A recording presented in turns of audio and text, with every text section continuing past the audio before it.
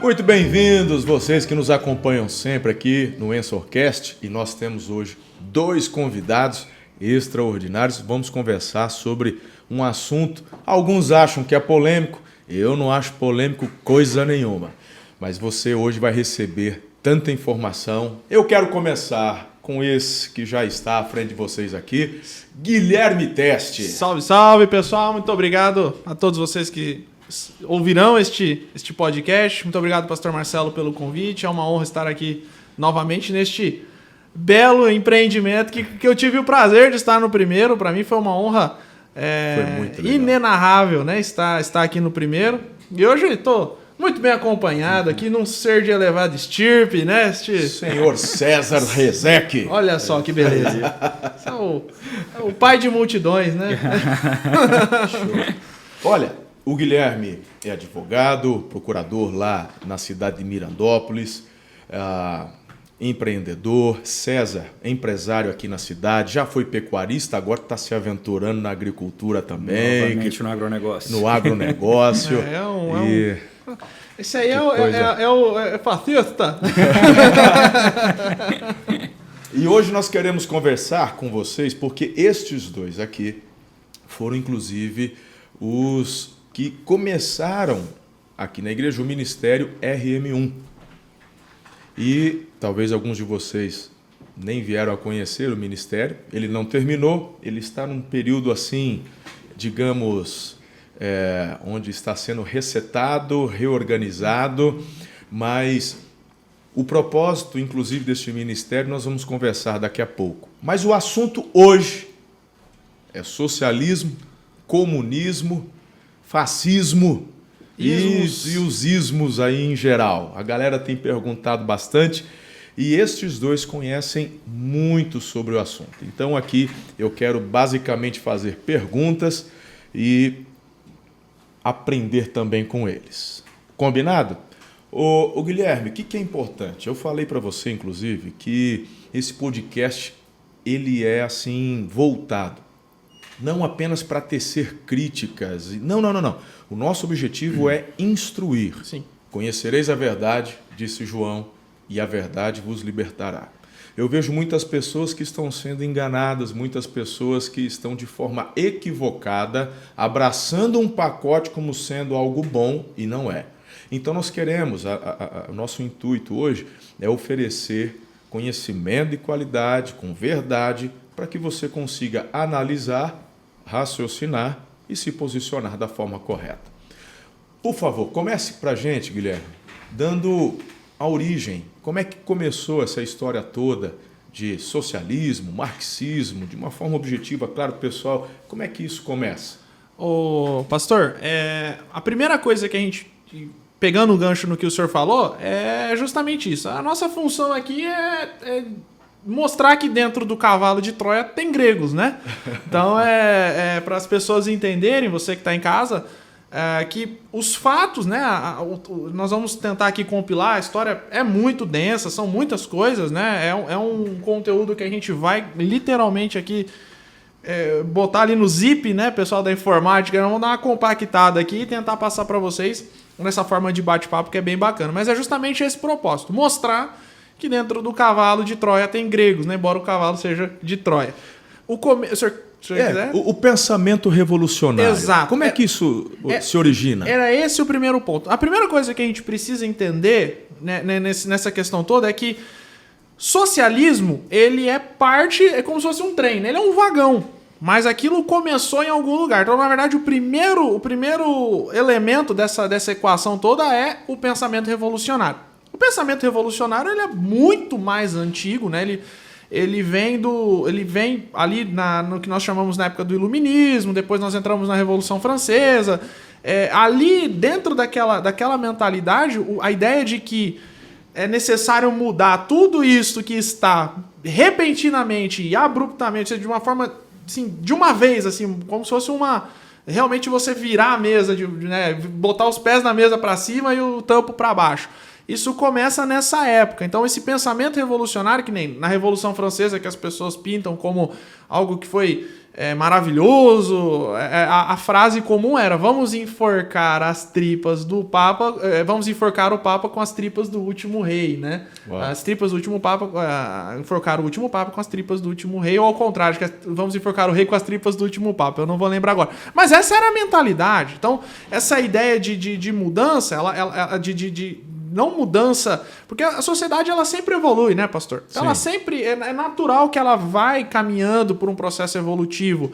A diferença de evolução para revolução está justamente nesse ponto. A evolução, não, por favor, né, não é a evolução darwinista, que isso aí também é uma coisa que está mais para revolução do que necessariamente evolução, mas a evolução ela é uma construção, a sociedade vai caminhando. Então, a própria vida, né? Quem nasceu nos anos 80 ouvia música em LP e fita cassete. Hoje ouve no Spotify. Isso faz parte. Dá para se afirmar que, por exemplo, o socialismo vem, como você mesmo colocou, como um pensamento extremista.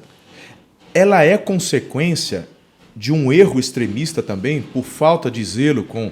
Então, de repente, a ideia, o início, foi originado por algo que estava fora dos trilhos? Você fala de crescimento, evolução, Isso. a questão trabalhista. Tem um ditado que fala, né? A oportunidade faz o ladrão, né? O marxismo, né? O socialismo, ele tinha um socialismo chamado socialismo. O próprio Marx falava socialismo utópico, que é aquele socialismo das ideias. O que o Marx faz? Ele cria o socialismo científico. Ou seja, ele pega aquela ideia, aquele pensamento revolucionário que já estava vindo e transforma aquilo numa doutrina, né, que ficou conhecida nos dois livros, que é o famoso Capital, que é aquela questão mais econômica, e o Manifesto do Partido Comunista. São os dois livros aí mais famosos, né? O vácuo que o marxismo pega é justamente na época da Revolução Francesa. Você tinha a situação dos trabalhadores das fábricas, era a Revolução Francesa, não, perdão, a Revolução Industrial. Sim. Então você tinha a Revolução Industrial, ela estava no apogeu, nós estamos falando ali de século XIX, já tinha passado a primeira fase da Revolução Industrial, estávamos caminhando para a segunda, que é aquela ali da máquina a vapor, o princípio do que nós chamamos hoje de automação da produção. Então, mas você tem a sociedade mudou muito rápido. Então, naturalmente, ela vai ter problemas que com o tempo seriam corrigidos. Mas o marxismo, ele entra naquele vácuo. Ele pega aquela circunstância, né, daqueles trabalhadores, aí ele cria aquela narrativa. Você está sendo explorado, aí você, em cima disso, você está sendo explorado porque... O que é a ideia central, né, do marxismo, até para as pessoas entenderem? Durante a história, no campo de vista marxista, ela é sempre fruto, isso é muito importante, da luta de classes.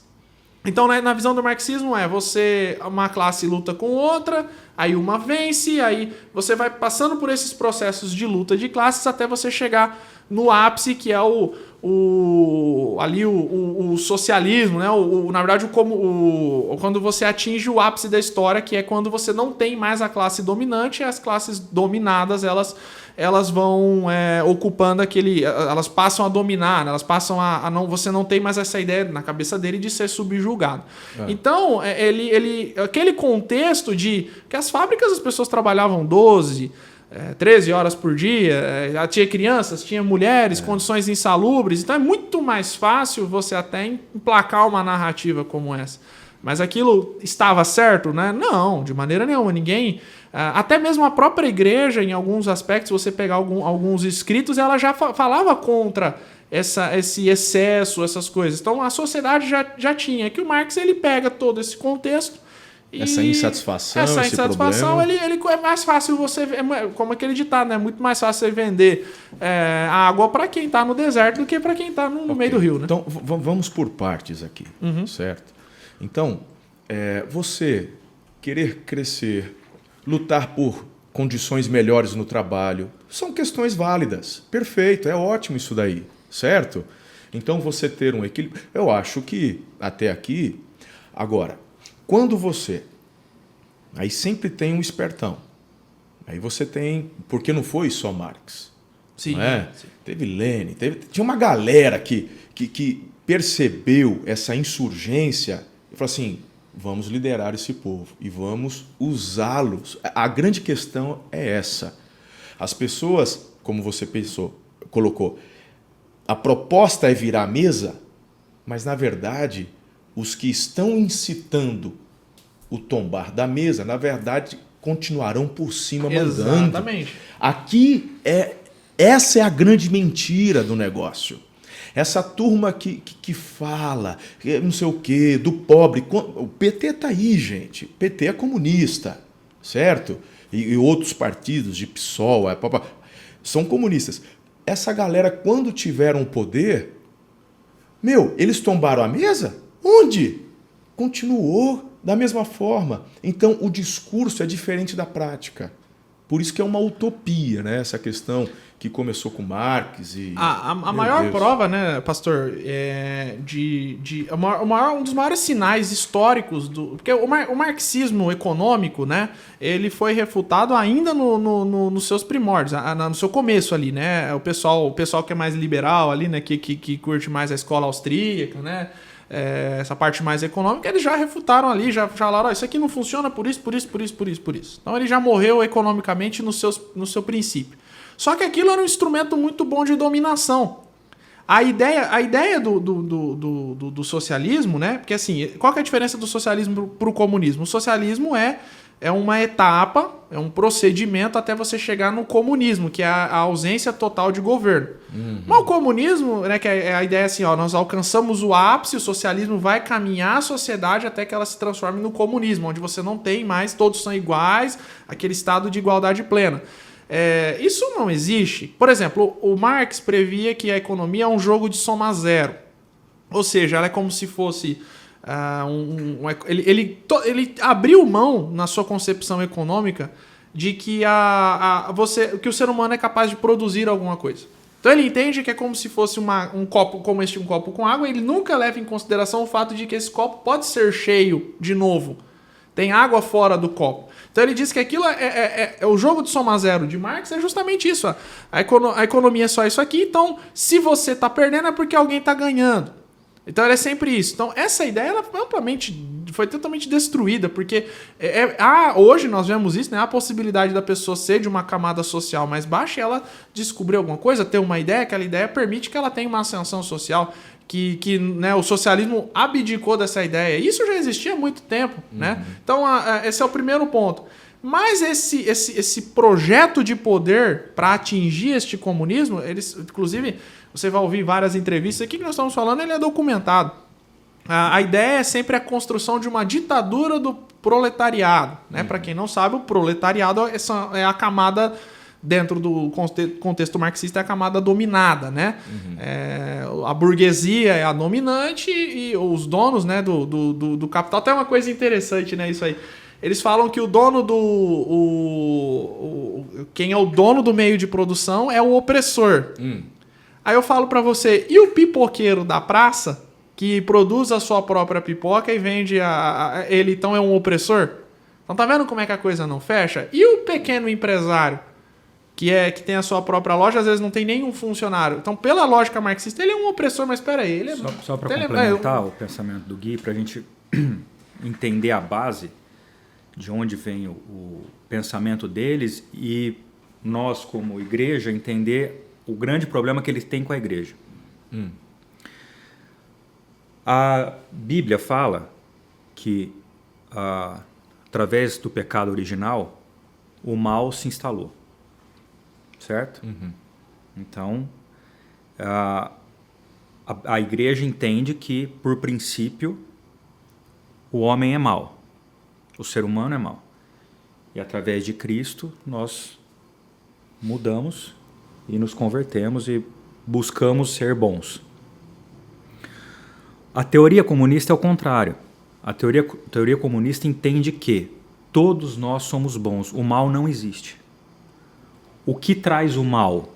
A opressão do capital.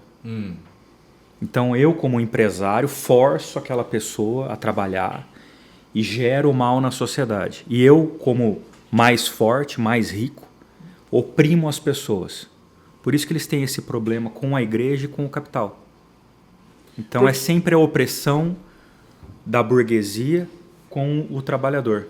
Porque na visão deles, a igreja ela é um meio para que esse sistema opressor permaneça. É como se ela fosse... Como eu até ensinei e compartilhei esses dias em um dos cultos, quando nós olhamos para a reforma, né, protestante, a gente enxerga ali João Calvino, por exemplo, em Genebra, causando uma revolução naquela cidade. O país sendo levantado por conta da visão de reino bíblica, não é? Onde você trabalha com afinco, trabalha para a glória de Deus, você na hora de gastar, você não fica... Não, Deus, o que o Senhor quer que eu faça? E com isso as pessoas vão guardando, empreendendo, oferecendo novos empregos. E, é claro, prospera. Né? Então, o comunismo, na verdade, nada mais é do que o recompensar do que não faz nada. Pode falar. Não, eles entendem que eles, a liderança, têm a capacidade, através do Estado, de corrigir as distorções do mais rico com o mais pobre.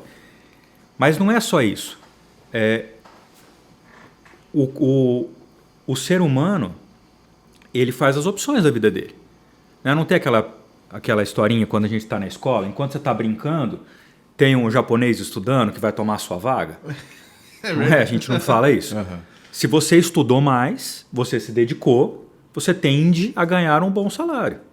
Então isso é natural. Eles entendem que, não, isso não acontece. Quem que vai corrigir? O Estado. Por isso que eles querem cada vez um Estado maior. Uhum. E é isso trazendo na prática hoje, porque que você, quando vai lá abastecer o seu carro, você vai ver na nota do combustível, mais de 50% do imposto você está pagando para o Estado. Na sua conta de energia, nós já passamos de 50%. Então quer dizer o quê? Que metade do seu capital já é controlado pelo Estado e ele distribui da maneira que ele quer. Então eles acham que eles têm esse poder de igualar essas distorções que são naturais do ser humano. Para a gente continuar no fio, até para entendermos nesta base, vamos falar um pouquinho da Revolução Russa, né? E do marxismo-lenista. Essa linha, é até interessante a gente trazer a questão da Revolução Russa, porque o César trouxe um ponto muito importante. O marxismo ele tem duas construções, né? Ele tem vamos chamar de marxismo, ele tem a construção econômica que nós detalhamos, e o César trouxe a construção filosófica, né? Que é essa ideia essa corrente filosófica do que a gente chama até a corrente do bom selvagem, né? Que o homem nasce bom e a sociedade o corrompe. O Marx ele vai captar essa corrente. Esse marxismo, ele, como nós falamos, ele foi pensado naquele contexto de revolução industrial. Então ele pega essas duas filosofias, junta e pensou naquilo. Só que nesse meio tempo teve a questão da Rússia. A Rússia não era um país industrializado. A Rússia ela vai, até de certa forma, atingir uma industrialização pela condução já na União Soviética, já pós-revolução. Mas é aquela questão, né? Aquele caldeirão de situações, né? A Rússia ela era uma sociedade, era uma monarquia, um monarca fraco, uma economia fraca, uma economia o rei concentrava poder. A gente falou no nosso primeiro podcast, né? Sim. Os russos nunca foram acostumados com democracia, eles não sabem o que é isso. Os czares eram extremamente rígidos, não era uma monarquia igual na Inglaterra. Ali você está num cenário de instabilidade, um grupo político, resumindo ali, né? A história é interessante, né? O Lenin, na verdade, o irmão dele foi morto por um dos czares, né? O Lenin não tinha intenção nenhuma de seguir aquilo, ele estava totalmente afastado daquele contexto político. Ele pega o acervo do irmão morto e começa a estudar aquele conteúdo marxista, e ele se transforma nesse líder revolucionário. Então, dentro da União Soviética, eles vão dominando o poder. Bolchevique quer dizer maioria. Ele dá um golpe até no sistema, porque era a maioria, mas não era necessariamente a maioria, né? Ele deu um golpe ali na força de voto. Enfim, é uma série de coisas, não convém. Mas eles tomam o poder. Então, nessa fraqueza, nessa inércia do rei, eles tomam o poder. Só que, volto a dizer, é um país, uma espécie de país que não era nem mesmo prevista, né, no marxismo. E eles chegam ao poder. O que é o marxismo leninista? Só respondendo para o senhor. O Lenin, ele cria aquela concepção de tudo que você faz, se é pela revolução, né, se é pela implantação do socialismo, é válido. Essa ideia, ela vai permear o pensamento marxista até os dias de hoje. Por quê? Mensalão, vamos só fazer um link longo. O mensalão foi isso. Na cabeça de muitos ideólogos ali dentro, o mensalão, o que ele é? É um esquema de um congresso paralelo. O governo usava dinheiro dos Correios para pagar, o governo Lula, né, para pagar deputados para que eles votem de acordo com o governo. Na cabeça de muitos, inclusive Zé Dirceu, os mais ideólogos, aquilo é totalmente válido. Ah, mas é crime, é não sei o que. Não, mas foi para que a pauta revolucionária pudesse tomar forma. Muitas dessas leis, inclusive, por mim, não deveriam ter validade nenhuma. Exemplo, o Estatuto do Desarmamento. O Estatuto do Desarmamento foi aprovado por um Congresso comprado. Uhum. Então, vai provar para mim que aquilo não teve injeção, porque foi uma das leis primeiras e mais impactantes do PT, né? Engraçado que marxista é isso, né? Quando ele chega no poder, a primeira coisa é desarmar o povo. Perderam no plebiscito, né? Perderam no plebiscito. Então, não era vontade popular. Então, essa ideia, ela surge, né? O Marx já pregava isso? Talvez de uma forma não aberta. A prática disso vai ser com esse marxismo que nós chamamos de marxismo-leninista, que é aquele marxismo revolucionário ali, esse estilo da Revolução Russa. Essa ideia de você tomar o poder pela força, morte, já estava nos escritos de Marx.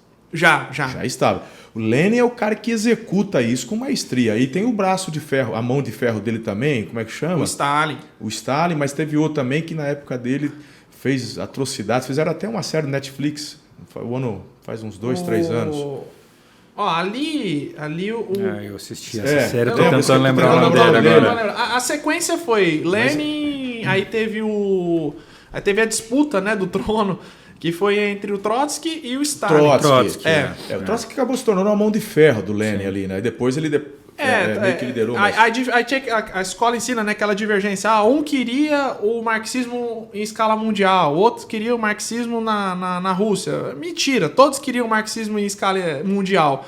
O problema é que um queria mais rápido, o outro mais devagar.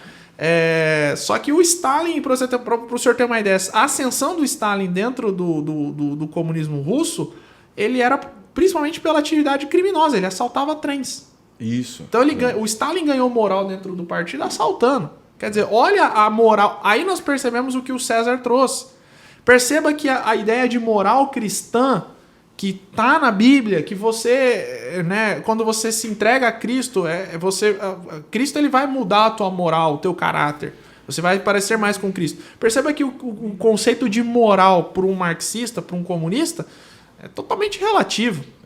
E aí a questão, né, gente? Muito bem. Então, quando começa a implantação dessa visão, a gente está falando da Revolução na Rússia, de Lenin. Imagine você, um empresário, você um médico, você tem uma casa, você perde tudo, né? E aí é o seguinte, se você não está de acordo, se você se levanta, meu amigo, não vai na justiça, você está morto. É tiro de fuzil na cabeça. Entendeu? Na Rússia, pastor, até o senhor trouxe um negócio interessante. Na Rússia, eles implantaram um programa de habitação forçada, que você tinha a sua casa tem 3 quartos.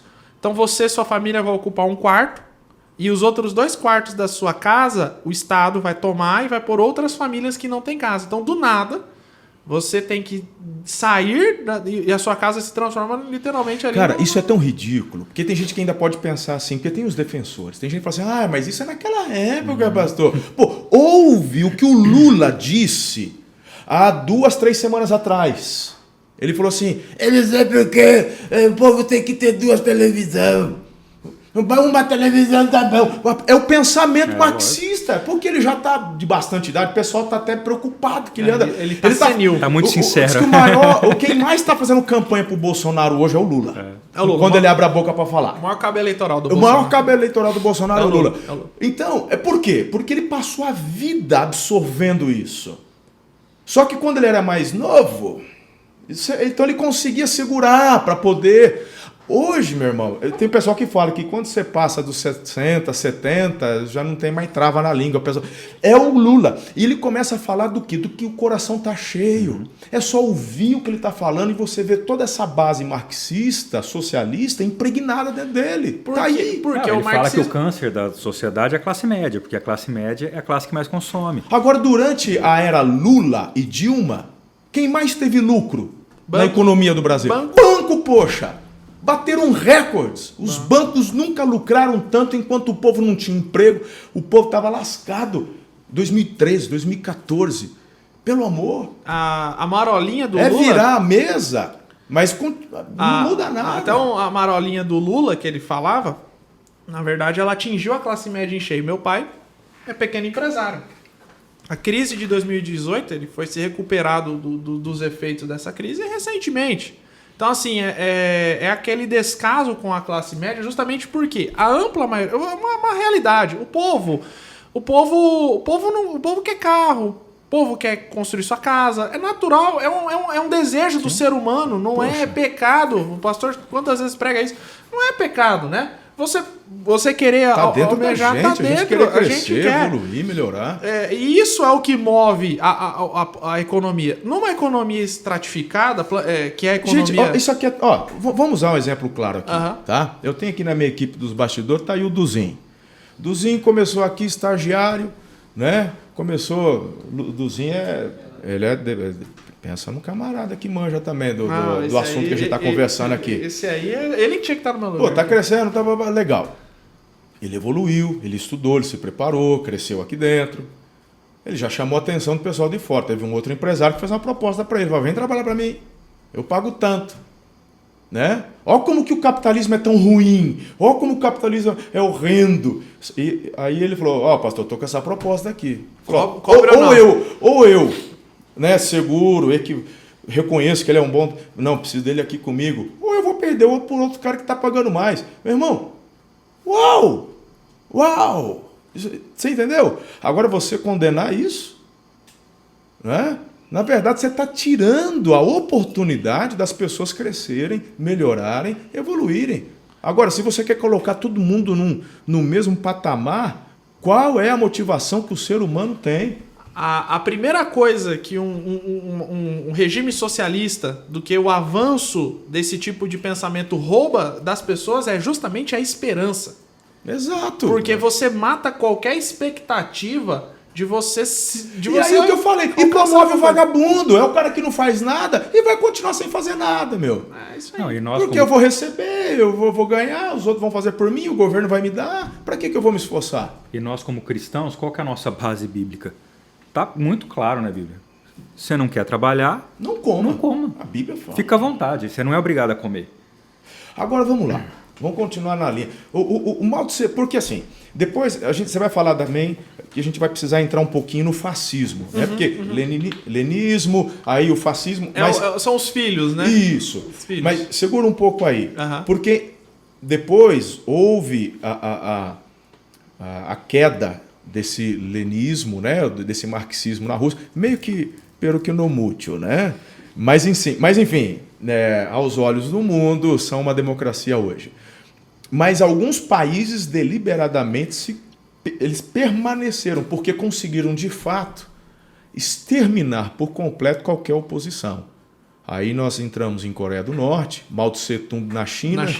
E aí, fala um pouquinho disso aí pra gente. O avanço, né, do marxismo na Rússia, ele cria, né, a União Soviética, toda aquela estrutura, e aquilo acaba fomentando esses movimentos durante o século XX, né? Após a Primeira Guerra, com a queda de várias estruturas de governo que existiam, às vezes milenarmente, né, como por exemplo o próprio Império Alemão, né, você abre-se um vácuo político e o mundo começa a caminhar para um... E assim, isso vai até pós-Segunda Guerra, enfim, é um lapso histórico bem grande. Mas aonde que o marxismo começou a emergir, né? Além da União Soviética? A China é um grande exemplo pós Segunda Guerra Mundial.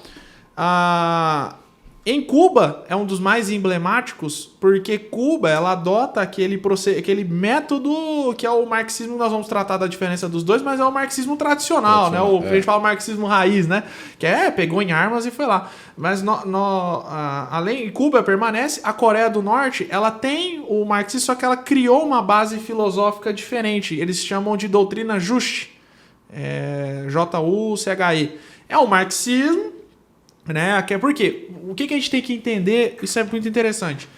Socialismo, marxismo, é uma ideologia. Sim. Nós, cristãos, e isso eu sempre bato nessa tecla, nós não defendemos uma ideologia, nós defendemos uma civilização. Existe uma grande diferença entre ideologia e civilização, porque a ideologia ela se transforma. O marxismo, por que ele dura tanto tempo? Por que ele existe até hoje? Por que ele não foi banido, por exemplo? Porque ele vai se adequando, ele é um camaleão. É o diabo se disfarçando de anjo de luz. Exatamente. Ele usa o método satânico, literalmente, né? Ele vai se adequando. A ideologia não. O que eu falo? O que o cristão tem que defender? Eu sou conservador?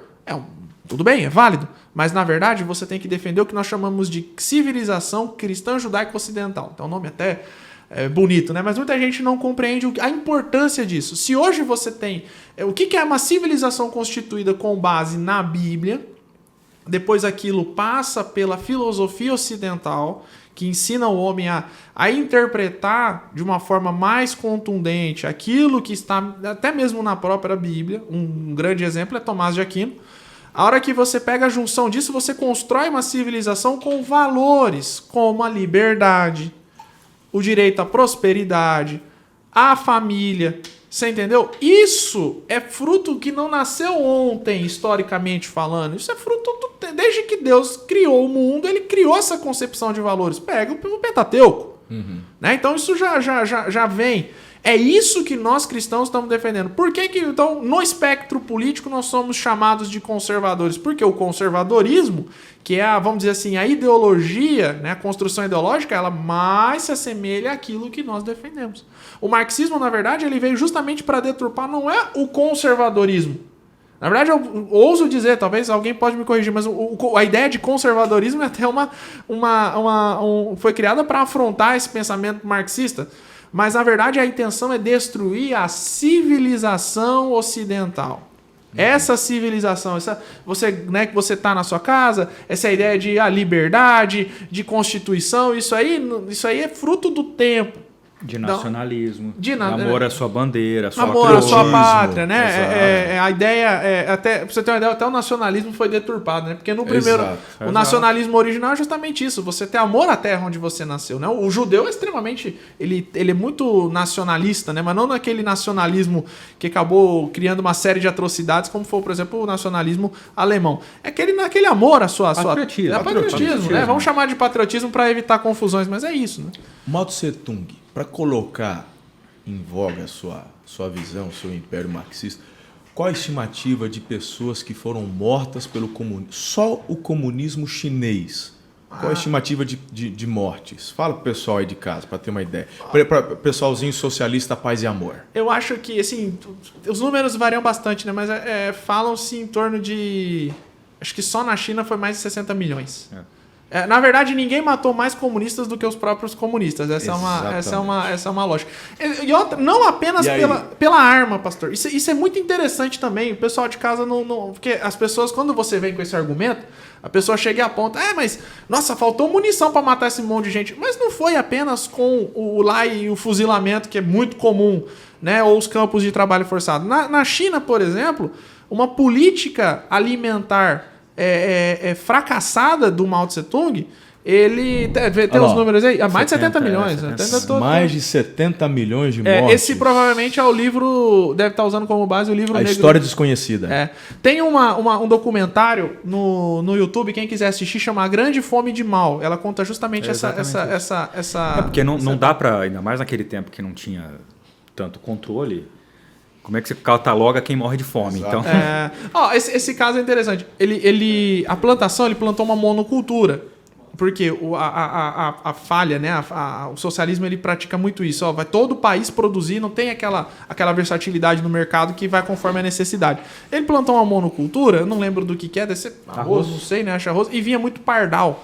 E aí ele era obrigado, por lei, você a tocar o pardal. Então você tá no campo e o pardal, você tinha que tocar o pardal. A população de pardal morreu na China. Só que acontece, o pardal ele se alimenta de uma espécie de um inseto.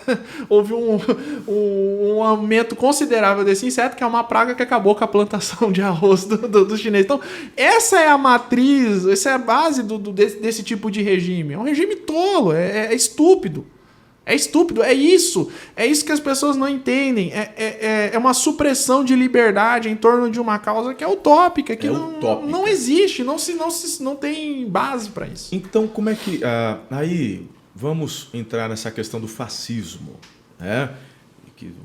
Ali do lenismo, e ele migra para o fascismo de uma forma objetiva para a gente falar. Eu quero hoje dar um pouco mais de ênfase no marxismo cultural daqui a pouquinho. Muito bacana. Mas vamos entrar nessa... Porque hoje, quem é de direita é chamado de fascista. O fascismo... O que é o fascismo? Se você quer entender o fascismo tupiniquim, né, o brasileiro, olha o Vargas. O Vargas é o típico fascista. O que é o fascista? Ele pega... Entre aspas, frisem-se as aspas, por favor. Ele pega o melhor dos dois mundos. Então ele pega aquele controle hegemônico fruto do marxismo, ou seja, o líder, aquela mão forte do Estado pesado, né? E ele pega aquela liberdade econômica relativa. Ou seja, você pode ter o seu negócio, o seu empreendimento. Então, o César que é empresário. No regime fascista, ele tem... você pode construir suas casas, César. Mas, você tem que... Esse é o manifesto, né? Que é um dos principais livros do Mas né, marcado aí fala sobre o fim da família. Tá na verdade, esse livro começa, mas o principal livro, quando a gente entrar no marxismo cultural, eu friso ele começou a ser escrito pelo Marx e finalizado pelo Hegel, que é a origem da família, do Estado e da propriedade privada. Depois pesquisa aí se é esse nome. E o fascismo, Gui, também traz a questão, ele soma o nacionalismo. Exato. Então ele levanta a bandeira do país, junto com... mantém a propriedade privada. E... Você cria aquela... E o César trouxe uma questão importante. Não é mais a luta de classes, que é a base do marxismo tradicional. Ele adota o seguinte, é a luta de nós, a nossa nação, contra um inimigo nacional. No caso, por exemplo, da Alemanha, o judeu. O resto do mundo que era cooptado pelos judeus. Então, essa mentalidade você pega. Hitler era... o método econômico do nacional... Olha o nome do partido, nazista. As pessoas não analisam. Nazista. Partido Nacional Socialista dos Trabalhadores Alemães. Esse é o nome do partido nazista. O nome completo dele. As cores, vermelha, preta e branca. Você está notando a questão? Então, assim, aí o que é a ideia? Ele incute na cabeça da população, uma população que está vindo de uma primeira guerra, que teve o Pacto de Versalhes lá, né? O Tratado de Versalhes, que destruiu a Alemanha mais do que na bala, né? Porque colocou pesadas indenizações para o alemão poder pagar. Ele pega esse contexto, cria, né? Ele pega o melhor desses mundos, né? Na visão dele, então ele cria aquela visão pesada, né, de controle, mas permite uma certa liberdade econômica, porque eles aprenderam de alguma forma que o controle rígido da economia também não vai permitir eles avançarem economicamente, mas o empresário tem que beijar a mão do líder. Eu não preciso ir muito longe, num certo país aqui na América Latina, onde isso acontece. A gente precisa lembrar que o escândalo das empreiteiras no Petrolão é mais ou menos isso. Exato. Você entendeu? Você vai lá, nós vamos te passar obra, você vai prosperar. Mas tantos por cento... Isso, é um fascismo. E assim... É um fascismo, é a economia fascista. Por que o fascismo foi para esse lado? Porque naquele momento tanto Hitler quanto Mussolini viram uma brecha. Bom, quem que eu vou atacar? Quem que é rico na Alemanha? Era o judeu. Vamos pegar o judeu. Se fosse outro povo ou cristão, ia para aquele lado. Eles se adaptam ao que está a necessidade e o apelo no momento. A Itália de Mussolini tinha como rival, não era necessariamente... Tinha o judeu, claro, porque eles compartilhavam isso, mas na Itália era justamente os outros países, porque a Itália queria colônias na África. E ela não conseguiu na divisão, né, na divisão do continente, então ela é esse imperialismo que ela combatia, que o fascismo italiano combatia. Aí você percebe que é aquela teoria da vingança, da vitimização. Ok, vamos lá. Então a gente, depois, a coisa vai caindo, né? Ela não se mantém. Os que ficaram Coreia do Norte, China, ficaram isolados por bons tempos. A China, meu Deus, o quanto que sofreu. Hoje que ela vem se emergindo financeiramente, mas as pessoas meio que caem, né? Essa questão do socialismo cai, né? O negócio, ninguém fala, ninguém dá mais atenção para isso. E aí que foi o erro. Porque vamos falar um pouquinho da escola de Frankfurt. Porque a partir disso daí vem com força algo que Gramsci havia já escrito dentro da cadeia, não foi isso aí? Foi. A ideia... Talvez a ressurreição de que a gente vive hoje dessa visão marxista-socialista, ou socialista-marxista, eu acho que vem mais ou menos daí. Esses dois pensadores, na verdade, eles são os maiores responsáveis por essa característica que nós falamos. Como o marxismo é uma ideologia, eles foram os caras que fizeram com que ela se adaptasse a uma realidade que ele não estava atingindo. A ideia de luta de classes, ela morreu na Primeira Guerra, porque o que acontecia? A ideia do Marx era os proletários vão pegar em arma e lutar contra os seus patrões. A Primeira Guerra, os proletariados, os patrões pegarem armas contra outros inimigos. Falou, mas é a oportunidade que vocês têm de não... Começou o cheque da ideologia ali, começou ali. Na Segunda Guerra, a mesma coisa, porque aí você teve o advento do fascismo. Peraí, mas essa nova ideologia angariou pessoas, mas cadê aquela essência? Então, eles começaram a questionar o marxismo. Então, alguns filósofos começaram a reestudar o marxismo, né, as teses iniciais, e um deles foi o Gramsci. Antônio Gramsci é um italiano, fundador do Partido Comunista Italiano. Ele preso, né, ele escreveu vários livros que nós chamamos de Cadernos do Cárcere, né? São vários livros. É difícil achar o Cadernos do Cárcere, né? Aqui na biblioteca de Araçatuba mesmo, para eu estudar na época, eu peguei o único do Gramsci que tem é o Intelectual e a Revolução Cultural, né? Que é um livro do Gramsci que tem aqui na biblioteca. Mas aí você acha PDF da vida, né, para você ler. Mas é um livro bem denso, enfim, é bem chato. Mas o que acontece? Ele é o primeiro a interpretar o seguinte: pô, pera lá, essa ideologia tá em xeque, né? Por quê? Porque ele pensou na seguinte realidade, que é o que nós começamos a falar. Se você está num país como os Estados Unidos, você tem o seu carro na garagem, você tem a sua geladeira, suas coisas, você vive bem. O trabalhador nos Estados Unidos vive bem. Né? O trabalhador no Brasil, por pior que seja, né? Mas não vive, tá lá, tá vivendo, né? Não é o primeiro mundo como nós queremos, mas vive mal, então... Tem melhorado. Se você chegar com uma ideia marxista para esse proletariado, ele não vai comprar. Por quê? Porque já vem de uma série de erros, os regimes não deram certo, então ele pensa no seguinte: é necessário que as pessoas sejam socialistas, primeiro, sem elas terem a intenção de ser. Então, elas... Tá o pulo do gato deles. Exatamente, ela precisa comprar a tese, mas num primeiro momento aquilo tem que ser... Né, ela tem que... Essa turma não tem motivação para pegar em arma para fazer revolução. Não tem, mas porque ela... já está comendo bem, já comprou a segunda televisão, né? Desculpa, já tem 2 televisões. Então, a hora que você chega, aí você olha, né? Por exemplo, na época que o Gramsci escreveu o Cadernos do Cárcere, você tinha, assim, você não tinha uma prosperidade, você não tinha alguns países, a União Soviética, vamos começar por ela tem uma máquina de propaganda muito eficaz, né? É diferente, esse marxismo, você não precisava convencer, até porque a revolução ali ela já estava tão avançada que você não tinha mais como retroceder. Isso é outra característica. Só um adendo. Essa questão da propaganda de ser tão forte é impressionante, porque Hitler faz muito uso disso para convencer as pessoas com relação aos judeus.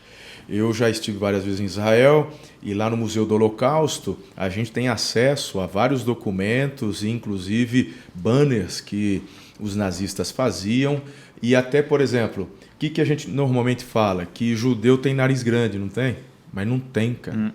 Não tem, isso é tudo coisa idealizada por conta das mentiras que os nazistas faziam através dessas propagandas, etc. E tal. E aí foram criando estereótipos para causar repulsa nas pessoas com relação àquilo que eles queriam implementar, que é o ódio contra os judeus, como você falou há pouco. Todo regime totalitário ele tem uma máquina de propaganda muito eficaz, né? Aqui no Brasil, por exemplo, nós tínhamos a DIP, que era o Departamento de Imprensa e Propaganda, que era exatamente a mesma coisa. Nós só não tínhamos o Goebbels, né? Que é o que tinha que fazer a propaganda nazista. Mas a ideia de enaltecer o líder, a ideia de movimentar o país segundo a vontade dessa elite dominante, ela sempre existiu. Mas voltando na questão do Gramsci, pastor, essa questão então ele criou isso aí. Então ele pensou o seguinte: o que é a ideia do marxismo original? Você tem a estrutura, vou ter que ser um pouco mais teórico, né? Mas você tem a estrutura e a superestrutura. Então, na visão do Marx, né? Aquela superestrutura, ou seja, a igreja, a família, a mídia, as artes, elas são sustentadas, elas mantêm-se em pé pelo capital. Né? Essa é a ideia dele original. O Gramsci diz o seguinte: não, o erro está aí.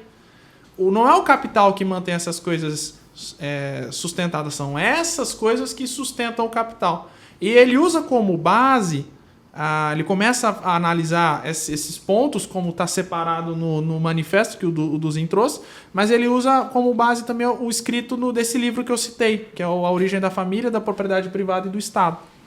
E aí ele começa a ver que o Marx, no final da vida dele, já estava acordando para isso. Mas isso por algum momento, devido ao próprio cenário entre guerras, o avanço da Revolução Russa, né?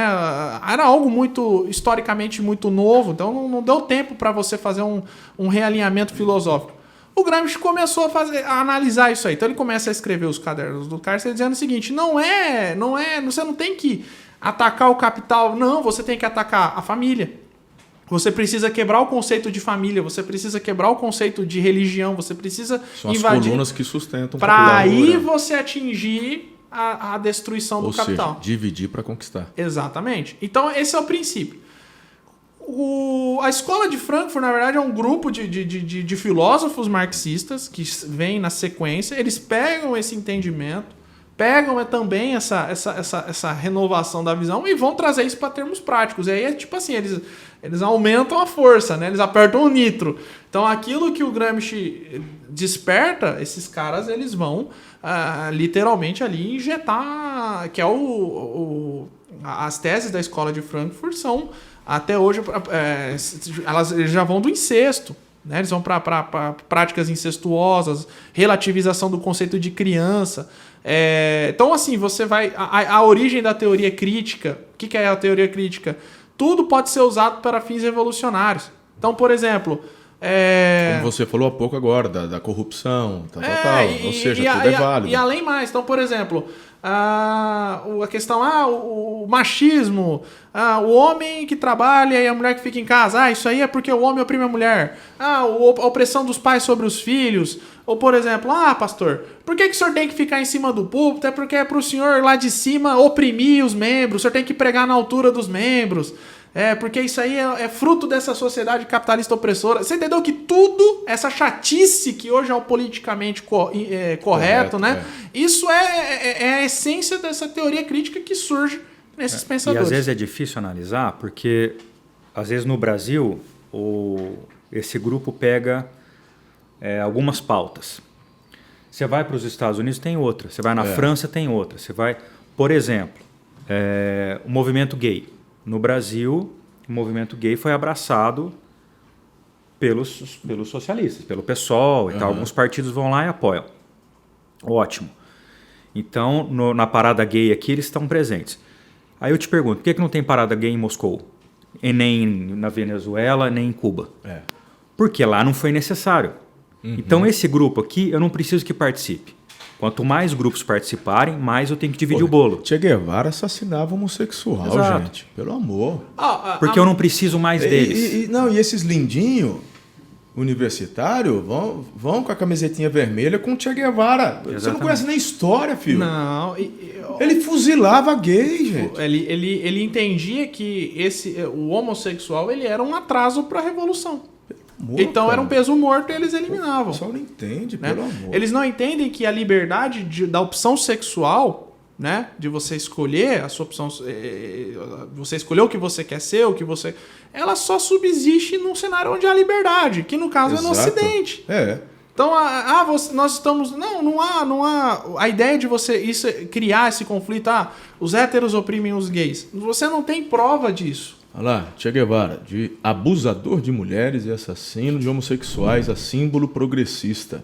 Né? Olha lá, Não, a gente- dá a referência aí para não falar que sou eu que estou falando. Olha lá, baixa um pouco. Não, volta para ver qual é o site.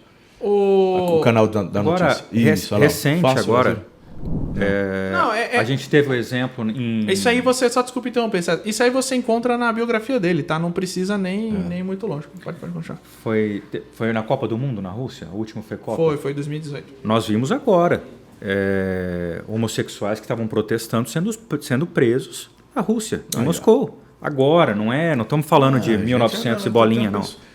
Sabe, aí esse pessoal não entende.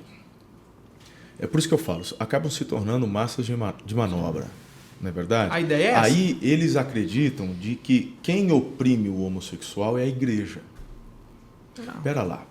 Deus deu livre arbítrio para todos os seres humanos, correto? Eu tenho como fonte de fé e prática a palavra de Deus e os princípios da palavra de Deus. Então, que eu abordo para minha própria vida. Por eu viver e sinto, vivo o melhor por obedecer, a gente quer também compartilhar. Mas o compartilhar não é obrigar. Compartilhar é você falar, mudou minha vida e pode mudar a sua. Eu quero, tá aqui. Eu não quero. Beleza, tamo junto, amo você, Deus abençoe sua vida. Pronto. Você entendeu? Então, queridos, falar que a igreja é homofóbica, se tem pastor homofóbico, se tem crente, tem em todo lugar. Sim. Como tem gay homofóbico. Ou não tem? E, Ou não tem? E cristofóbico. E cristofóbico. E tem gente, tem gente de tudo quanto é lado que faz coisa errada. O termo homofobia, por si só, muito pesado, ele gente. ele já é um absurdo, porque homofobia é medo do que é semelhante. Daquilo, isso não existe, né? A questão não é essa. As pessoas, você é que nem fala a questão do racismo. O Brasil é um país racista? Existe racismo no Brasil. Racismo é pecado. É um absurdo, porque o racismo você está questionando, apontando, vamos dizer assim, agindo de forma preconceituosa com alguém que é a sua imagem, semelhante e a imagem e semelhança de Deus. Né? Então, racismo é pecado. Isso é pleno. Ponto final. Mas dizer que existe um racismo estrutural no Brasil é um absurdo. E aí o que você faz? Existe um racismo no Brasil, então todo mundo é racista. Então você é branco, você é racista. Olha a teoria crítica.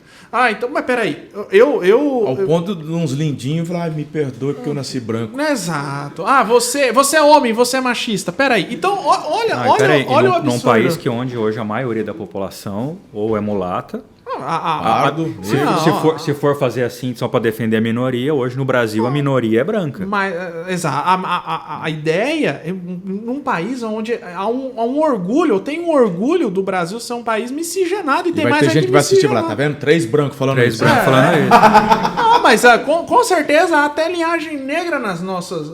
A gente não sabe. Certamente. E se tiver muito orgulho, que tenha. Mas na minha família, eu tenho. Minha tia, meu tio mais branco, pastor Marcelo, casou com uma moça negra. Ela é irmã do pastor Alfeu aqui da nossa igreja. Né? E é minha parente, respeito como tal, e tenho, né, da minha família. Então, assim, e se eu fosse racista.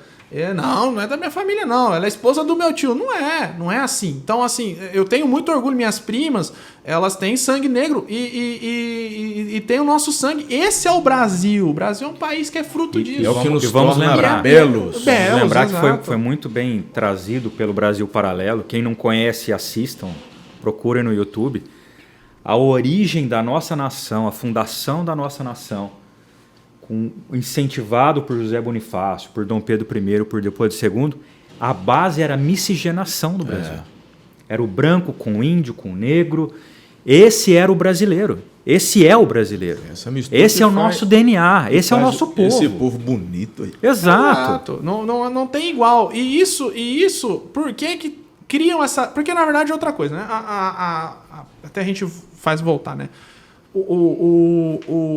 Vamos dizer assim, o progressismo brasileiro, ele é semelhante ao progressismo americano. Eles pegam teses americanas, né? Porque o progressismo ele é mais uma evolução desse marxismo cultural, né? Exato. Nós estamos falando já em termos recentes. Ele pega coisas dos Estados Unidos. Lá existe um cenário de racismo.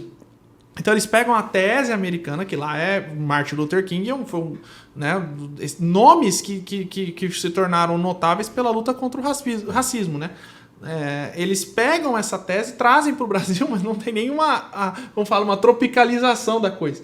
E aí você começa a vender uma tese de que existe isso de uma maneira estrutural, você nem analisa o conceito histórico do Brasil, como o César bem falou. E o que acontece, né?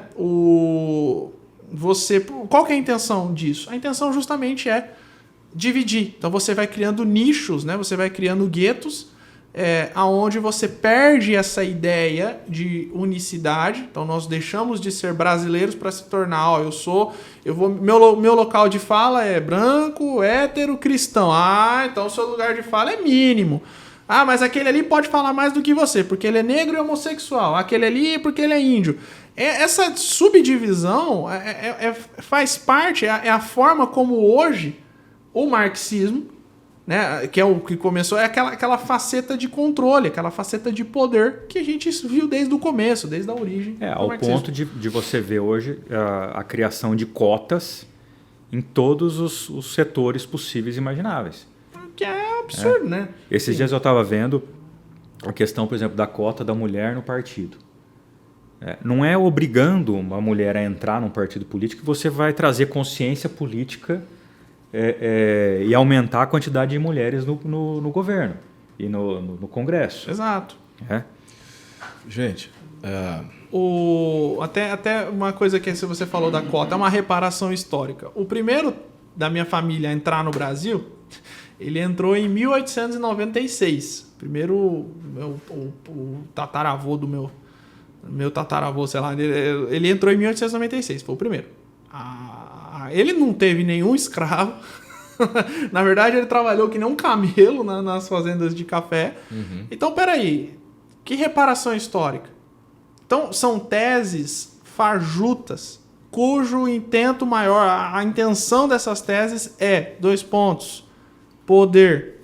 Dar a um grupo poder. Okay. Sempre foi. Vamos tentar resumir. A gente falou muita coisa aqui. Às vezes tem gente que nunca teve informação, nunca teve acesso e a cabeça fica meio perdida. Eu quero ler, vou pedir para o César ler também o que ele separou no livro. Esse aqui foi escrito por Karl Marx. Karl Marx e Friedrich Engels. É o manifesto do Partido Comunista. Então, quando a gente fala que há um ataque veemente contra a família, está aqui no Manifesto Comunista, gente. Olha aqui. Supressão da família. Ponto de exclamação. Até os mais radicais se indignam com esse propósito infame dos comunistas sobre o que se baseia a família atual, a família burguesa, sobre o capital, sobre o ganho privado. Em sua plenitude, ela existe apenas entre a burguesia, mas encontra seu complemento na ausência forçada da família entre os proletariados e na prostituição pública. A família dos burgueses desaparece naturalmente com o fim de seu complemento e ambos desaparecem com o desaparecimento do capital. Ele está pregando o fim da família, cara. Abertamente. Abertamente. Para quem quiser ver. Aqui em outra página, diz assim, suas proposições positivas sobre a sociedade futura, quer dizer, criar uma nova sociedade, tais como a supressão de contraste entre a cidade e o campo e a abolição da família, do lucro privado e do trabalho assalariado. E assim ele continua. Então, assim, é o que a gente fala, Um cristão deveria ler isso aqui, é um livro pequenininho. Porque muitas vezes a gente entende que eles falam nas entrelinhas. Mas nunca foi na entrelinha. É aberto. Está aberto aqui, gente. É só ler um pouquinho e entender, porque isso não é um papo de cristão ou de outro. Não, isso é aberto. Tá muito transparente. Mas nós evitamos de conversar porque parece um papo meio chato. Agora vamos lá. Se eles colocam a tese marxista de que família é uma coluna do capital, que a igreja é uma coluna do capital, e etc., o empresário. Então aqui ele já está falando abertamente o fim da família. Está aqui. Por quê? Ele quer implodir as colunas que na cabeça dele sustentam o capital. Pode um cristão ser socialista, marxista? Jamais. Como? Jamais. Não há... Marxista é ateu. O primeiro passo, além do primeiro ponto, o ateísmo. O ateísmo marxista, a abolição da ideia de fé, ela é um dos primeiros atos. Além dessa daí, você tem a ideia de que, por exemplo, nós falamos da destruição da família. O primeiro ato de destruição da família praticado pelos regimes socialistas, e amplamente defendidos pela esquerda, é que seus filhos não pertencem a você. Quem educa seus filhos é o Estado, não a família. O primeiro ponto é... O presidente americano falou semana passada, gente, Biden... Os filhos, quando estão na escola, não pertencem aos pais. E isso é engraçado. Porque o senhor me trouxe um ponto muito importante que eu separei até essa frase aqui. Não é aberto? É que as pessoas não ouvem. Eu até separei essa frase, pastor. Meu! E assim... Ele é o outro vovô que também senil também. O Biden... Ah, não existe esquerda nos Estados Unidos. Existe e posso provar. Um dos maiores filósofos da Revolução Cultural no mundo é Saul Alinsky. Uhum. O Saul Alinsky, ele deixou uma frase, eu vou ler para vocês aqui, tá? E aí a gente explica. O Biden é fruto, tá? O Obama, ele foi... Só para vocês entenderem, Saul Alinsky foi o cara que criou a ideia de ONG. A ONG, ele pega a ideia... como é que nós vamos forçar a sociedade a se adequar a essas ideias, né, de origem marxista? Por intermédio das ONGs. Então, essa é coisa de ONG que você tem hoje veio da cabeça desse cara. Ele fala assim, isso aqui é uma dedicatória no livro Regras para Radicais. Olha o nome do livro, né? Já é bem democrático. Devemos olhar para o passado e dar algum crédito ao primeiro e verdadeiro radical. De todas as nossas lendas, mitologias e histórias, e ninguém sabe onde a mitologia termina e a história começa, o primeiríssimo radical conhecido pelo homem, que se rebelou contra o sistema e o fez de forma tão eficaz que pelo menos conseguiu o seu próprio reino, Lúcifer. Então, olha... quer dizer que o Saul Alinsky acreditava no diabo? Muito provavelmente não, porque ele era um socialista ateu. Mas olha como ele enaltece a figura, o ato, né, de se rebelar contra Deus, né, descrito na Bíblia. No caso, Lúcifer, ele dedica o livro dele, Regras para Radicais, ele dá essa dedicatória a Lúcifer. Então, essa é a base. E né? aí os lindinhos, né, vem da falta da faculdade. Mentor do Obama. Sou socialista. Mentor Como do é que você Obama. pode... É água e óleo, filho. Não dá para misturar. Não dá para misturar. Porque o socialismo foi criado para destruir a nossa fé. O socialismo foi criado... A ideia inicial é destruir a nossa fé. Gente, na China, o evangelho é proibido, gente. Pelo amor, o evangelho é proibido. Então lá tinha algumas igrejas autorizadas pelo Estado... que é fiscalizada pelo Estado, o pastor é colocado, mas inclusive estas estão sendo derrubadas. Uma nova lei surgiu lá proibindo, é proibido. Bom, não vou nem falar da Coreia do Norte, a Coreia do Norte nem se respira, porque lá o doido é Deus. Exatamente, né? Ele é a divindade. Ele é a divindade. Gente... No socialismo, a ideia é que o Estado substitua... Deus, é a criação de uma nova religião, né? Esse pessoal na verdade, é tão a história... antenado com a internet, César. Como é que um jovem de 18, 17, de 20, de 22, que está na faculdade, poxa, velho, como é que entra na cabeça dele apoiar algo desse tipo? Você olha para Cuba, olha para Venezuela, o que virou o Camboja, gente? O Camboja, o Pol Pot, né? O Pol Pot, ele se orgulhava do... Ele tinha as pilhas de corpos que ele matava. E tinha uma época que ele entendeu na cabeça dele que os intelectuais eram seus arqui-inimigos. Então, se você usava óculos, a probabilidade de você morrer no Camboja de Pol Pot era absurdamente alta. Pega uma foto de satélite ali ali da parte do Oriente e tal, à noite. Tem foto na internet. Procura aí, ô João. Uma foto. Aí você vai ver ali a Coreia do Sul. A diferença das duas Coreias. Pega... A Coreia do... Isso à noite, uma foto à noite. Aí, a Coreia do Sul parece uma Las Vegas, né?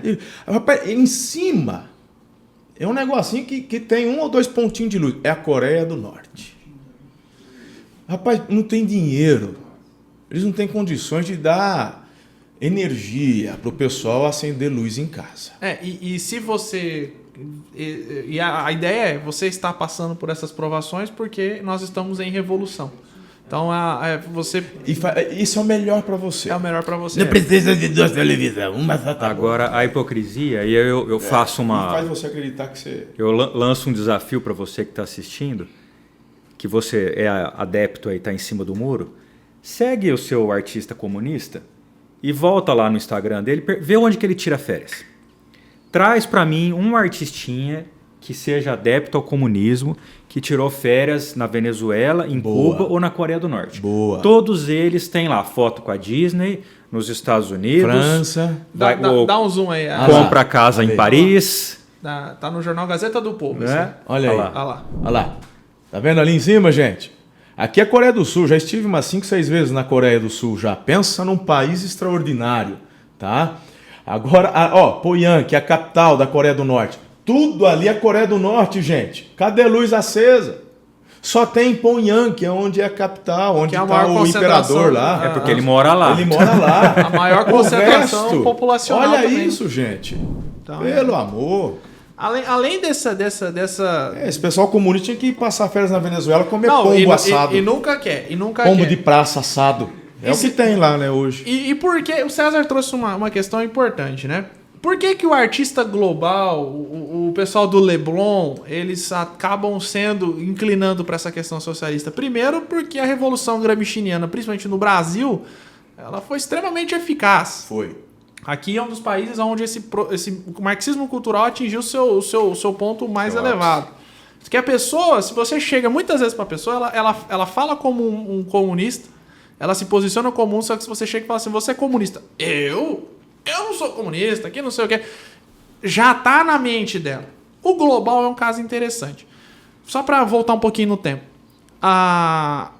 Nesse procedimento de adequação, né, nesse negócio, o socialismo como uma ideologia camaleão, eles entenderam que o proletariado, né, aquele proletariado que é o trabalhador, até a ideia de proletariado foi relativizada. Então eles começaram a entender, não é só a luta de classes entre trabalhador, aí nós temos também aqueles que são deixa eu pegar o termo correto, é uma palavra que eu sempre embanando, mas é aquele proletariado, que não é mais o trabalhador, não é o chão de fábrica, é o bandido, é a vítima da sociedade, aí você começa a relativizar a ideia de proletariado. Coitadinho que foi preso porque roubou um celular, meteu latrocínio. No Brasil, por exemplo, o banditismo foi abraçado. Exatamente. Outras pautas, por exemplo, como o movimento gay, foi abraçado. O feminismo foi abraçado.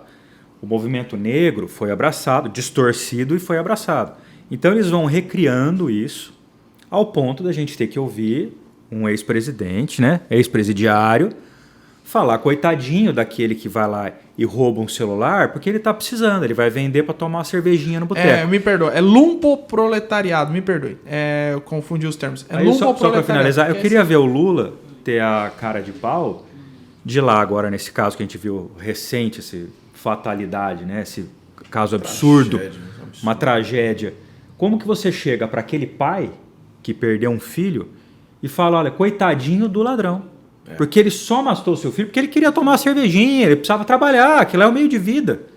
Gente, que ponto que a gente chegou? Isso é um absurdo, e aí a gente chega nesse ponto. Quem gosta... Aí, ó. Califórnia, eu vi essa semana também. A Califórnia, ela criou uma lei onde você, se cometer um furto abaixo de $1.000, você não pode ser preso. Está tendo assaltos a supermercados, as pessoas estão entrando lá, pegando as coisas e indo embora. Se aparecer o policial, não pode prender a pessoa. A Califórnia hoje, ela é como ela é o isso berço é do real. marxismo americano. Não parece loucura isso? É. Isso é real. E eu falo pro senhor, quem gosta... E você, lindinho, que igreja não é lugar de falar de política, parabéns. Essa turma aí também lá, que não está talvez instruindo o povo de Deus, não está instruindo o pessoal a votar em gente certa, vai votando nos lindinhos, socialistas. Olha o tipo de lei. E você que é comerciante, imagine, entrar um meliante aí e começar a catar. Guarda, você não pode me proibir. É lei, eu posso roubar até $950. Hã? As favas, irmão. Você tá de brincadeira. Então, uma vez a gente estava conversando lá na prefeitura. Quem gosta de bandido é rico. É o pessoal do Leblon. Porque o pobre, eu lembro quando você compra o celular que mesmo, eu fui terminar de pagar vai pouco tempo. Então, acabei de pagar o celular. Aí vai um meliante, vai e rouba meu celular. Pô, às vezes o cara tá até pagando as parcelas ainda. Pobre não gosta, classe média não gosta de bandido. Quem gosta de bandido é o cara do Leblon, que vai lá, passa a mão na cabeça dentro do estúdio da Globo, pega o carro blindado e vai pra dentro do condomínio. Segurança armada. Você entendeu? Que tem segurança armada. É fácil você defender o desarmamento. Essa aí nós vamos fazer um podcast exclusivo, porque o tempo aqui também já foi. Mas nós vamos fazer uma aqui só sobre o desarmamento. Esse eu vou participar. Com certeza. Nós vamos fazer aqui, vamos conversar sobre essa questão do desarmamento. Mas o que eu quero que fique, assim, que eu ficaria feliz que saísse hoje, assim, bem claro para as pessoas, é que foi essa evolução do marxismo, essa forma de ataque como eles têm, e justamente isso, a partir do momento que eu sou cristão, que eu acredito naquilo que está na Bíblia, eu não posso me adequar, aceitar esse tipo de ideologia. É incompatível. Se você pega para estudar a fundo, eu volto a dizer, aqui realmente é uma boa plataforma, mas é muito pouco. Você tem que ir mais a fundo. É uma coisa interessante. Eu me converti de ser só mais um quando eu comecei a estudar a esquerda. Quando eu comecei a ler livros da esquerda, do pensamento esquerdista, né? Essa ideia de esquerda e direita, para quem não sabe, ela vem antes do marxismo. Ela vem lá da Revolução Francesa, né? Então, os mais radicais ficavam à esquerda, os mais ali... Todos eram revolucionários, mas os mais radicais à esquerda, os mais moderados à direita. Aí você começa a, com o passar do tempo, identificar que quem é revolucionário, o pensamento revolucionário, fica à esquerda. Então, eu comecei a estudar a esquerda e eu entendi esse ponto. Foi, peraí, então entrou em xeque com aquilo que eu acredito. Então, como é que eu posso acreditar no excesso de Estado que rouba a liberdade, sendo que Jesus fala que foi pela liberdade que Cristo vos libertou? Peraí, então, bingo. Essa conta não fecha. Então, é o que eu espero que as pessoas tenham a intenção, assim, o ímpeto de falar, peraí, deixa eu olhar, deixa eu ver isso aí, deixa eu ir a fundo no que esses caras falaram. E aí eles vão... É natural. Quando você... O pessoal fala que a maior forma de você desmascarar um comunista, né, é deixar ele falar. Não, o que eu falei. Pode falar. Eu falei agora há pouco. Né? Então, deixa ele falar que você vai ver do nobre senhor, né? Tanta asneira que esse pessoal produz, né? Esse pessoal produz morte. Aonde eles passaram foi morte, pobreza. Eu preciso falar da Venezuela? Pelo amor de Deus, gente. Pelo amor de Deus. Tá aqui, no norte do país. Tá ali. Olha aquilo ali. Sabe? Uma vez o Bolsonaro defendeu o Chaves. O Bolsonaro falou tanta besteira, né? Você tá com dúvida? Tem venezuelana que era Satuba. Vai perguntar Para no semáforo, desce do seu carro e vai lá conversar. Querido, tenta arrastar um portunhol que ele vai tentar falar com você. Boa. Por que você saiu da Venezuela? Lá não é tão bom. Você fugiu de lá e tá aqui num semáforo em Araçatuba fazendo o quê? Oferece uma passagem de volta, se eles querem. Outra coisa. E outra pergunta que eu faço para você. Em Cuba, faz uma pesquisa. Quantos americanos montaram num barquinho e fugiram da opressão do capitalismo para morar no ápice do comunismo? Não, quando a muralha que dividia a Alemanha, O Muro de Berlim. Muro de Berlim, né, ocidental. Quando o muro caiu, quem correu para onde? Só você ver, a hora que o muro caiu, quem A hora que correu? derrubaram o muro, os socialistas correram, né, para os terríveis capitalistas opressores ou o contrário? Não, são coisas assim que você vai trazendo. É porque uma das coisas, um dos ataques do marxismo cultural é justamente a relativização da lógica. Quando você coloca na mente das pessoas esse pensamento crítico, você mata a lógica. E quando a pessoa recebe lógica... A teoria do pensamento crítico é uma das bases, né, do marxismo cultural. Exatamente. Né? Hoje é o que eles mais usam, porque é o que dá base, por exemplo, politicamente correto. Porque você cria um mecanismo de censura que nem o Stalin tinha. O politicamente correto ele é um instrumento de censura que nem mesmo... E as pessoas se amedrontam, ficam com medo de você perder tem seguidor, medo de não sei o quê, de cancelamento, fica quieto. E quando você fica quieto, eles vão crescendo e vai pegando teu filho. Só que olha os elementos que, assim, o socialismo ele se transforma, mas ele não perde a sua base. Censura, repressão, controle. De novo. Não, tudo tá isso tudo daí. Ali, tá tudo ali. O Lula tá falando agora na pré-campanha dele. Tá tudo ali. Então, exatamente. Em pleno século XXI. Preciso regulamentar. O Barroso fala disso. Pessoal, ouça o Lula. Ouça lá que... ouça que você ele vai tá votar no falando Bolsonaro. tudo. Ele tá falando tudo. Ouça o Lula e vê se você quer viver. Porque é o seguinte... Já tá sabendo, vai ter que dar uma televisão. Não pode ficar com dúvida. O Lulinha, Paz e Amor de 2002 é o Lula do Delúbio Soares. É o Lula que é o Lula dos caras chegou e falou assim: ô Lula, você quer ser presida? Então o negócio é o seguinte, ó. Para com esse negócio, né? Tal, aí você coloca você aqui. Esse Lula aqui é o Lula que não tem nada a perder.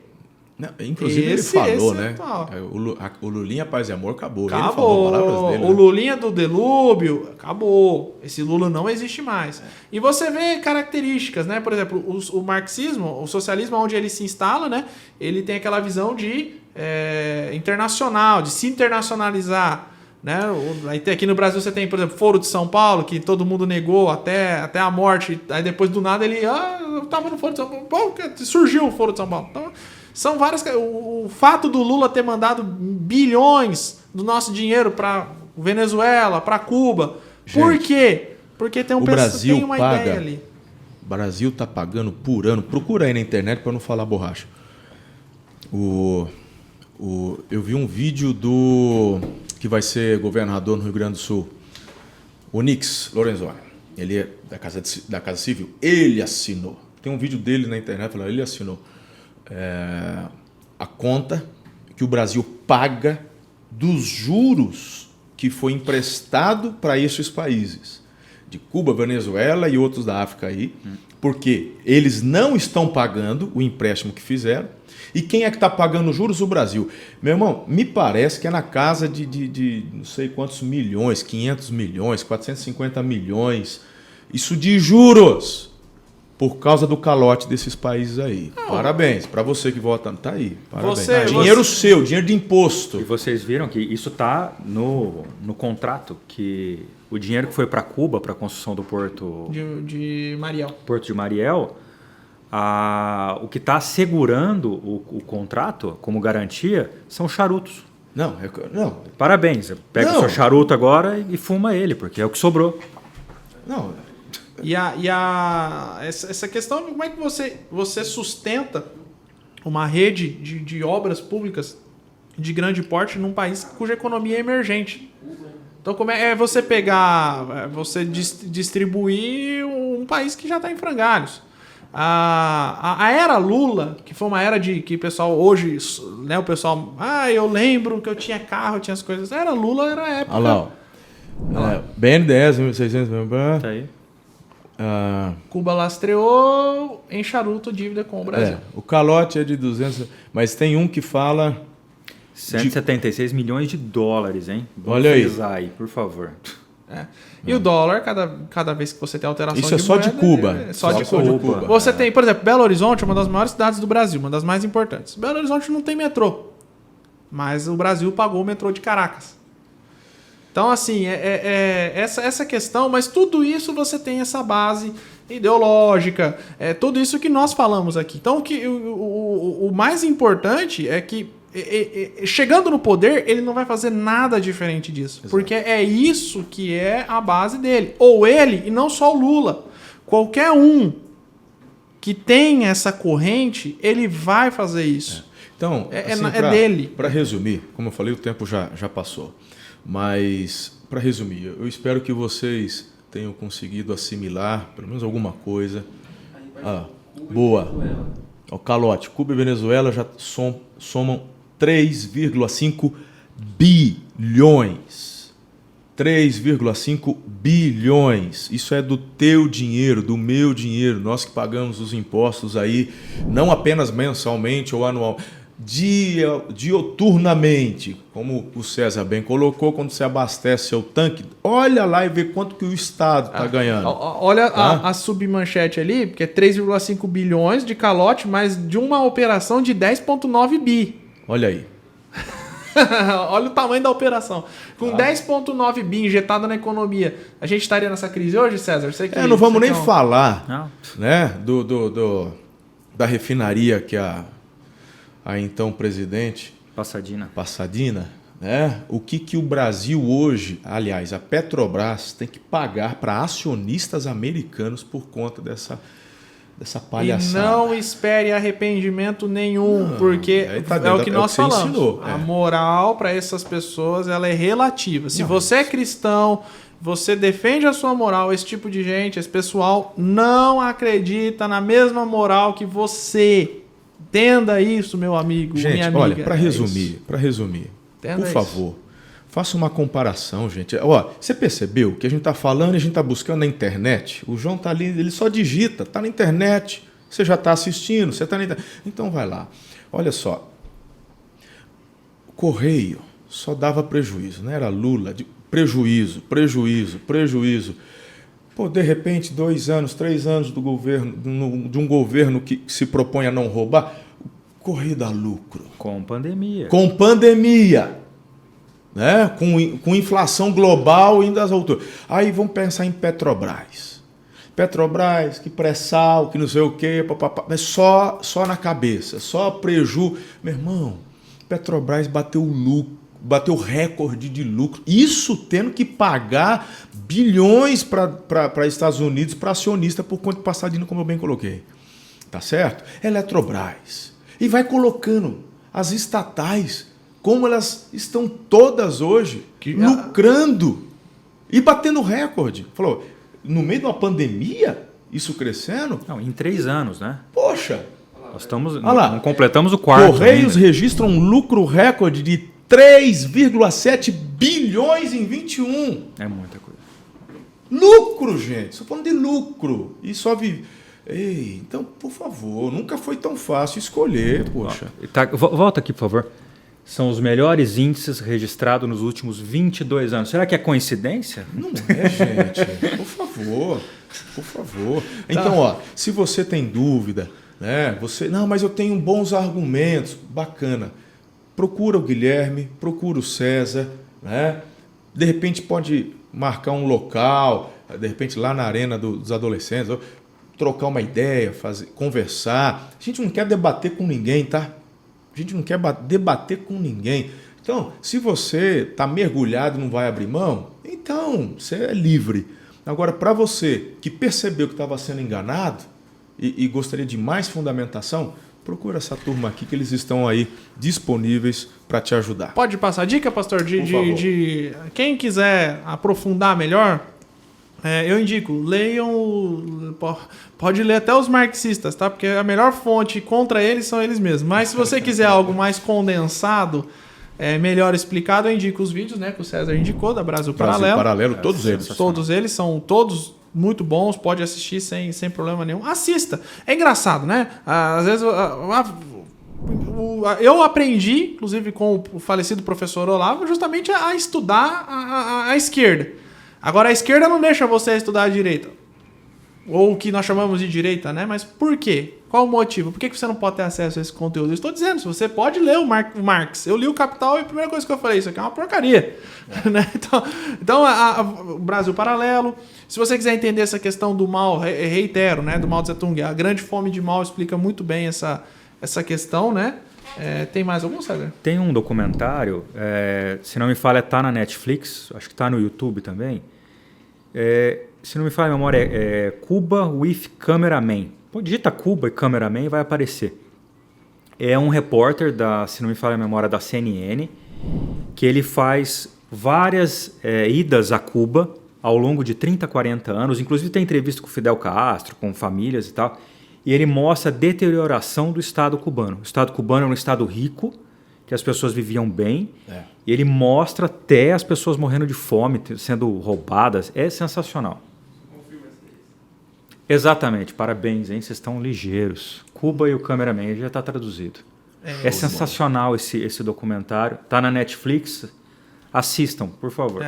Então, Brasil Paralelo, esse aí é Grande Fome de Mal. Tem um também muito bom. Ele chama... tá em inglês, né? The Agenda, né? Coloca aí. Ele é feito pelo Ted Cruz. Ele mostra bastante o avanço desse pensamento progressista nos Estados Unidos. Só depois para confirmar. Também é muito bom, vale a pena assistir. Agenda. A agenda, né, em inglês. Meu inglês é uma beleza. Oi? Steve Pike. Não, eu não lembro se era ele. Tem a participação... qualquer coisa a gente coloca o link, né, pastor, na descrição. Eu indico para você assistir. Coloca aí também no Netflix, João, Trotsky. Nossa, tá bom? É uma minissérie sobre Trotsky. A gente falou sobre ele hoje durante a Revolução Russa. Dá uma olhadinha, assista. Trotsky. Tem gente que é fã do Trotsky, né? Põe nome no cachorro de Trotsky. Tem gente que ama o Trotsky. Então, assista e veja quem foi Trotsky. Outro filme muito bom é sobre a vida de Marx. Uma vez nós nos reunimos para assistir lá em casa, lembra? Uhum. Tá no Netflix também, não? Tá no Netflix? Eu não lembro se tá no Netflix. Não, era Telecine Play. Foi no Telecine. Eu comprei o filme, aluguei o filme pra gente assistir, acho que foi. Sobre a vida Trotsky. Achou? Coloca aí pro pessoal ver. Vai assistindo. Vai assistindo esses aí. Também outro muito bom é uma explicação sobre quem quiser conhecer o Saul Alinsky. Isso aí, ó. 4 razões para você assistir a série Trotsky na Netflix. Tá bom? Companheiro de arma de Lenin. Por isso que eu falei que era a mão de ferro. Sempre assistam com muita atenção, verifiquem todos os pontos, absorvam a questão histórica, entendam com base no que nós passamos aqui no podcast. O outro é a vida de Marx. Não é o jovem Karl Marx, né? Acho que é o jovem Karl. O jovem Karl Marx. Não, pensa num camarada, rapaz. Eu não lembro. Não é esse não. Eu vou procurar aqui, vou passar. Outro que eu indico muito bom sobre Saul Alinsky é uma pequena palestra do Silvio Medeiros, chama-se Saul Alinsky e o Império do Radicalismo. Eu vou colocar YouTube também o link quando o vídeo subir. Muito bem. Eu acredito que tem bastante coisa para você ouvir, voltar, assistir de novo, pesquisar, anotar. Vamos juntos, tá bom? Então... Meu povo perece por falta de conhecimento. Por isso que você hoje aprendeu bastante coisa, relembrou alguns de vocês bastante coisa. E vamos juntos divulgando isso daí. Só desculpa, era esse mesmo que eles mostraram, tá? Que agora ele tá todo produzidinho, todo bonitinho. A dica do... É isso aí mesmo. É isso aí. Bring the American Down, exatamente. Agenda. Isso. Ele não tem o D. Desculpa aí, vocês não iam achar nunca. Excelente, tá? Esse vídeo é muito bacana. Tem no YouTube com legenda para quem quiser assistir. Galerinha, um beijo no coração. Sigam. Qual que é o Instagram? Guilherme_Test. Guilherme_Test.